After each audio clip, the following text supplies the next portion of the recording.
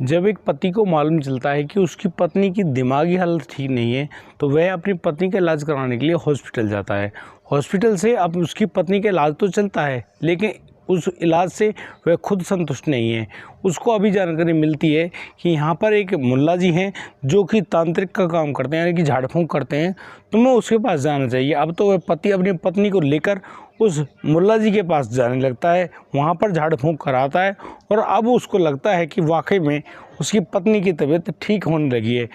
वह आदमी लगातार उस मुल्ला जी के पास जा रहा है और अपनी पत्नी को ठीक कर रहा है, लेकिन एक दिन एक ऐसी हालत होती है कि वह व्यक्ति अपने दोस्त के पास फ़ोन करता है और उससे कहता है कि यहाँ पर हमारे साथ कुछ लोगों ने बड़ी ही बुरी तरह से लूटपाट करी है और तो और मुझको मार पीट कर खेत में फेंक दिया है, तू भाई यहाँ जल्दी से आ जाए। अब तो उसका दोस्त जब वहाँ पर पहुँचता है, यानी कि वह देखता है कि उसका दोस्त जो कि वहाँ पर बहुत ही बुरी अवस्था में यानी कि उन खेतों में पड़ा हुआ है, और वह उस दोस्त के इशारे पर ही उसकी गाड़ी की तरफ जाता है, तो वहाँ पर वह पाता है कि यहाँ उसके दोस्त जो कि पुलिस में लगा हुआ है, उसकी पत्नी गाड़ी में मृत पड़ी हुई है। इस पूरे हालत को देखकर वह बहुत ही ज़्यादा बुरी स्थिति में घबरा जाता है और अब वह पुलिस के पास फ़ोन कर देता है। पुलिस अब जैसे ही मौके वारदात पर पहुंचती है, वहां जाकर वह देखती है कि यहाँ बुरी ही हालत में वह आदमी पड़ा हुआ है। उन दोनों को उठाकर हॉस्पिटल ले जाया जाता है। उसकी पत्नी की जब ठीक डॉक्टरी जांच कराई जाती है, तो डॉक्टर्स उस पत्नी को यानी कि उस महिला को मृत घोषित कर देते हैं। लेकिन यहाँ पर उसके शव को तो पोस्टमार्टम के लिए रख लिया है और वह आदमी जिसकी वह पत्नी थी, यानी कि जो रवि कुमार हैं, जो कि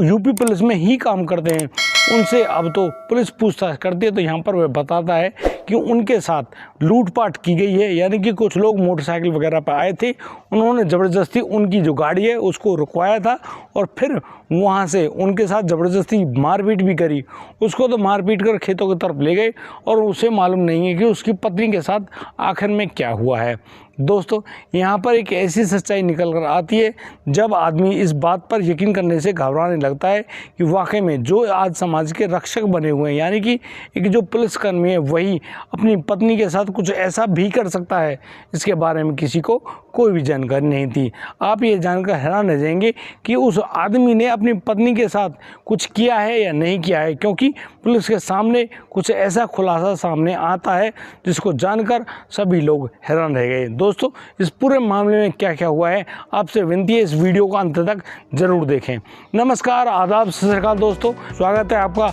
हमारे यूट्यूब चैनल किस्से के नाम की। और दोस्तों, आपसे प्यार भरी गुजारिश, आगे बढ़ने से पहले हमारे चैनल को सब्सक्राइब करना, नोटिफिकेशन की बेल को दबाना बिल्कुल ना भूलें। दोस्तों, आज का बेहद ही हैरान करने वाला मामला सामने आया है बरेली उत्तर प्रदेश से। दोस्तों, बरेली उत्तर प्रदेश में रहने वाला वह जो लड़का जिसका नाम रवि कुमार है, रवि कुमार की मीनू कुमारी से करीब 15 साल पहले शादी हो गई थी और वह अपनी पत्नी के साथ बड़े ही अच्छे ढंग से शादीशुदा ज़िंदगी जी रहा होता है। अब तो रवि कुमार अपनी पत्नी से कहता है कि तुम यहाँ गाड़ी में बैठो और तुम वह जगह देखने चलो जिस जगह को वे खरीदने वाले हैं। अब यहाँ पर मीनू अपने पति रवि कुमार के साथ आगे उस गाड़ी में बैठकर आगे की तरफ बढ़ जाते हैं। अब ये जो गाड़ी है एक जगह रुकती है और यहाँ पर वह रवि दो लोगों को और उस गाड़ी में बिठाता है और कहता है कि इन्हीं लोगों की वह जगह है जिसको हम खरीदने वाले हैं। अब तो वह गाड़ी आगे की तरफ बढ़ने लगी है और जैसे ही वह गाड़ी एक सुनसान क्षेत्र में पहुँचती है, अचानक से वह गाड़ी वहाँ पर रुकती है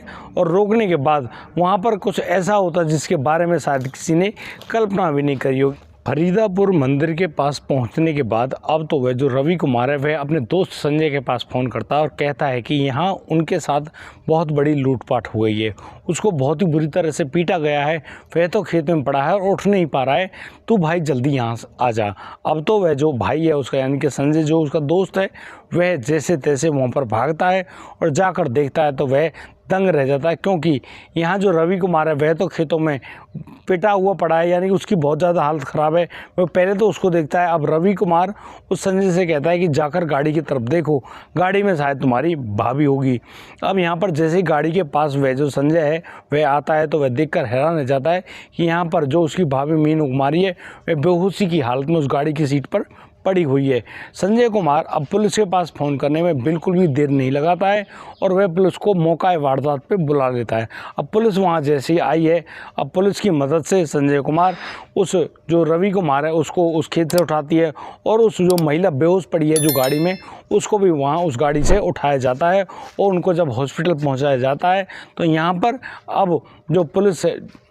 हॉस्पिटल में आने के बाद जो डॉक्टर्स हैं वो उस महिला की जांच करते हैं और जिस जांच में वो लोग उस महिला को मृत पाते हैं। यानी कि अब उस रवि कुमार की स्थिति तो ठीक है, लेकिन अब उस पत्नी यानी कि जो मीनू कुमारी है उसकी मौत हो चुकी है। दोस्तों इसके बाद अब तो जो पुलिस है वह और भी जांच करवाती है, लेकिन यहाँ पर पूछताछ करने पर वह जो लड़का है यानी कि रवि कुमार बताता है कि जब वह रास्ते से जा रहा था तो यहाँ पर कुछ लोग ऐसे आए थे, यानी कि उन्होंने अपने जो चेहरे हैं वो ढके हुए थे, वो मोटरसाइकिल से यहाँ पर आए, उनकी गाड़ी रुकवाई है और फिर उनसे लूटपाट करने लगे हैं। दरअसल जो मीनू कुमारी जो मृत अवस्था में पाई गई थी उसके कानों में से कुंडल, बालियाँ, मंगलसूत्र वगैरह सब कुछ छीन लिए गए थे, यानी कि पैरों की पायल तक को लूट लिया गया था। अब तो जिस प्रकार से यह जो लूटपाट का मामला है पुलिस दर्ज तो कर लेती है, लेकिन पुलिस को खुद भी यकीन नहीं होता है कि यहाँ पर कुछ ऐसा भी हुआ होगा। लेकिन जो डॉक्टर्स हैं वो अब पोस्टमार्टम में जुट गए हैं और पोस्टमार्टम करने में वो पाते हैं कि ये जो महिला है इसके गर्दन पर 7 ऐसे निशान हैं जैसे कि कोई बहुत काला गहरा निशान बढ़ गया है, यानी कि कुछ ऐसा हुआ है उस महिला के साथ। उसकी गर्दन पे ये 7 बार के निशान क्यों हैं? अब जो डॉक्टर्स हैं वो तो जांच करेंगे ही, डॉक्टर तो अपनी जांच में जुटे हुए हैं। वहीं अगले दिन यानी कि 23 फरवरी को अब तो जो उस महिला का जो पिता है जगदीश पुलिस थाने पहुँचता है और पुलिस थाने में अपने जो बेटी का जो दामाद,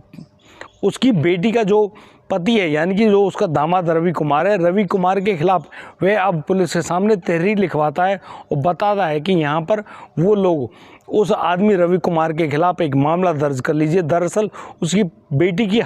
मौत नहीं हुई है, उसकी तो हत्या की गई है और इस हत्या को करने वाला उसी का दामाद है। अब जैसे ही पुलिस इस पूरी जानकारी को पाती है अब पुलिस दोबारा से उस रवि कुमार के पास जाते हैं। दोस्तों मैं रवि कुमार के बारे में आपको बताना चाहता हूँ। रवि कुमार 8वीं वाहिनी PAC का एक जवान है जो कि उत्तर प्रदेश पुलिस का एक रिजर्व बटालियन होती है वहाँ का, यानी कि उसमें काम करने वाले एक जवान है और जिनको किसी भी मुसीबत या आपत्ति आने पर, जैसे कि अभी कुंभ का मेला लगा है, वहाँ पर इन जवानों की तैनाती की जाती है और ये लोग समाज सेवा यानी कि अपनी पुलिस की सेवा को देने के लिए लोगों की सेवा करने में तत्पर रहते हैं। उसी PAC का जवान है ये रवि कुमार। जब रवि कुमार से पूछताछ की जाती है तो यहाँ पर रवि कुमार कुछ ऐसे खुलासे सामने लाता है, यानी कि वह बताता है कि वह तो एक जवान है यार, उसके साथ तो ऐसी मारपीट हुई है, वह भी पुलिस में काम करता है। लेकिन यहाँ जब उससे पूछा जाता है कि बदमाश किधर से आए थे, उन्होंने कैसे लूटपाट करी, कैसे उसको बताया, तो यहाँ पुलिस की जो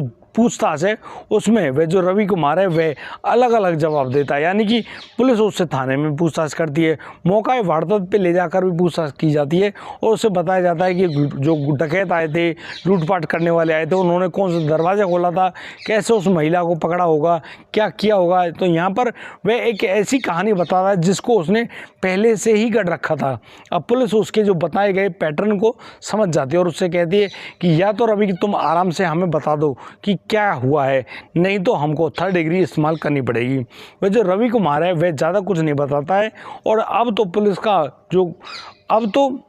लेकिन डॉक्टर्स की जो पोस्टमार्टम की रिपोर्ट है वह अब पुलिस के सामने आ चुकी होती है और यहाँ पर डॉक्टर्स के मुताबिक उस महिला मीनू के गर्दन में 7 बार इंजेक्शन लगाया गया था और ये इंजेक्शन ऐसा लगाया गया है उस मीनू की मौत होने से पहले लगाया गया है, यानी कि ऐसा महसूस होता है कि जो मीनू की जो मौत हुई है वह हृदय गति रुकने के कारण हुई है, यानी कि उसको इंजेक्शन में कुछ ऐसा जहर दिया गया है जिससे इंजेक्शन की वजह से उस मीनू की जो हृदय गति है वह रुक गई है और उसकी वजह से उसकी मौत भी हो गई है। अब पुलिस समझ जाती कि हाँ यहाँ पर जरूर कोई ना कोई गोलमाल है, यहाँ पर इस पत्नी की किसी लूटपाट करने वाले ने हत्या नहीं करी है, यहाँ तो इस पति ने ही उसकी हत्या कर दी है। अब पुलिस उस जवान पर 3rd डिग्री अप्लाई करती है, यानी कि कड़ी पूछताछ में वह जो रवि कुमार है वह टूट जाता है और वह अब बताने लगता है सारी सच्चाई कि कैसे कैसे उसने अपनी पत्नी को मरवाने के लिए अपने ही दोस्तों को 3 लाख रुपए की सुपारी दी, जिसमें से वह पहले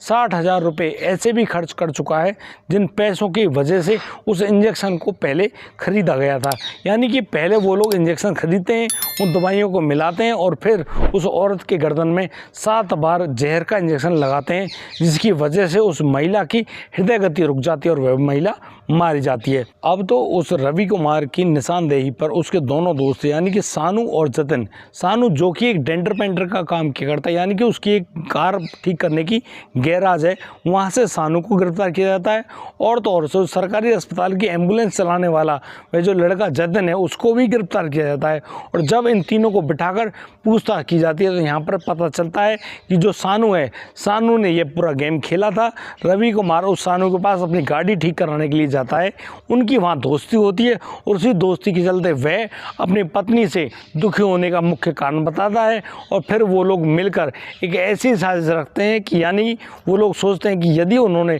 उस महिला की जबरन हत्या करी या किसी और तरीके से हत्या करी तो वह पुलिस की पकड़ में आ जाएगा। क्यों ना एक ऐसा प्लान किया जाए जिसकी वजह से उस महिला को मार भी दिया जाए और लोगों को पता भी नहीं चले। अब तो वो लोग प्लानिंग करते हैं लूटपाट की, यानी कि वो लोग लूटपाट दिखा देंगे और लूटपाट के चलते उस महिला की हत्या कर दी ऐसा करके कुछ बता देंगे। यहाँ पर उस महिला को मारने के लिए एक ऐसे जहर की ज़रूरत थी जिसमें उस जहर की वजह से उस महिला की मौत हो जाए। दोस्तों यहाँ पर जो सानू होता है यानी कि वह डेंटर पेंटर जो है वह अपनी उसकी जो जानकारी है वह जतिन नाम के व्यक्ति से होती है। जतिन जो कि सरकारी अस्पताल की एम्बुलेंस चलाया करता है। अब तो उस जतिन को भी इस साजिश में मिला लिया जाता है और रवि कुमार उनको 3 लाख रुपए देने की सुपारी देता है और उसी मौके पर 60,000 रुपये लाकर देता है ताकि उन रुपयों से उन इंजेक्शन्स को खरीद ले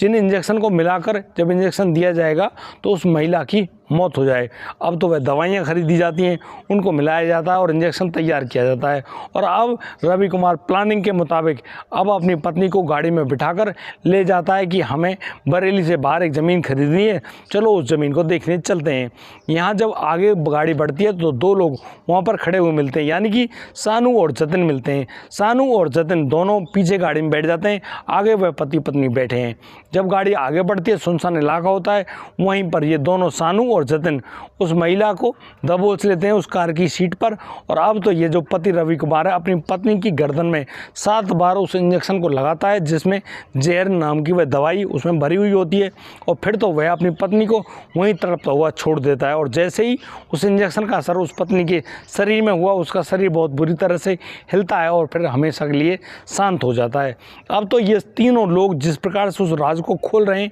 यानी कि अब मालूम चल गया है कि यह सब हो तो गया है, एक महिला की मौत हो गई है, लेकिन एक पति का उसकी पत्नी को मारने की वजह क्या रही, क्योंकि अभी यहाँ तक कोई भी वजह सामने यानी कोई मोटो सामने नहीं आया है। यानी कि मोटो क्या था, जब उस रवि कुमार से पूछा गया कि यार तुमने जो ये किया ये तो कर तो दिया, लेकिन तुम्हारी वजह क्या थी अपनी पत्नी को मारने की, तो यहाँ पर वह जो व्यक्ति है रवि बताता है कि उसका करीब 5 साल पहले उसी की गांव की एक लड़की से प्रेम संबंध बन गया था और वो लोग छुप छुप कर एक दूसरे के साथ मिला करते थे, उनके बीच में संबंध भी बनते थे। यहाँ पर वह जो लड़की है और वह जो रवि कुमार है दोनों शादी करना चाहते हैं। रवि अपनी पत्नी मीनू के साथ नहीं रहना चाहता, उसकी तबीयत ज़्यादा ख़राब रहती है, वह उसका इलाज कराते कराते थक गया है, वह उस लड़की के साथ ही रहना चाहता है। इसी वजह से उसने अपनी पत्नी की जान ली है। जैसे ये पूरा मामला पुलिस के सामने आता है, अब तो पुलिस उनको वहाँ की जो निजी यानी कि जो निचली अदालत है उसके सामने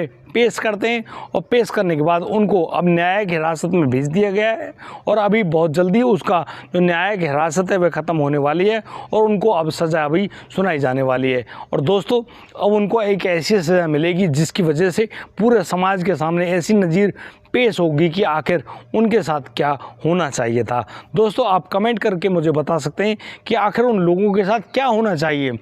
दोस्तों इस पूरे घटनाक्रम को सुनाने का उद्देश्य किसी को परेशान करना नहीं है, किसी का दिल दुखाना नहीं है। दोस्तों हम इन घटनाक्रम के माध्यम से आप लोगों को बताना चाहते हैं कि आपके दिमाग में जब भी ये कलयुगी मानसिकता बैठ जाएगी तो आप लोग कुछ ऐसे काम करेंगे जो कि न्याय उचित नहीं होंगे और उनके बाद आपको एक बुरी स्थिति ही भुगतनी पड़ेगी। या तो आप उसको भुगतेंगे या फिर आपके बच्चे उसको भुगतेंगे, लेकिन भुगतना तो पड़ेगा ही। इसीलिए कहा जाता है कि किसी भी गलत काम को करने से पहले कम से कम 10,000 बार सोच लेना चाहिए कि क्या मुझे ये करना चाहिए या नहीं करना चाहिए, क्योंकि तुम्हारे द्वारा किए गए जो कर्म है वो आपको हमेशा के लिए नष्ट यानी कि तबाह कर देंगे। दोस्तों, यदि आपको किसी भी तरह से इस वीडियो में कोई भी परेशानी महसूस हुई हो तो आप लोग कमेंट करके हमको लिख कर दे सकते हैं कि यहाँ पर क्या क्या त्रुटियाँ हुई हैं। और दोस्तों, आज के लिए सिर्फ इतना ही। अब दीजिए मुझे इजाज़त, मिलता हूँ कल, लाता हूँ एक नया अनोखा मामला। तब तक के लिए आप बढ़िया रहें, बेहतरीन रहें,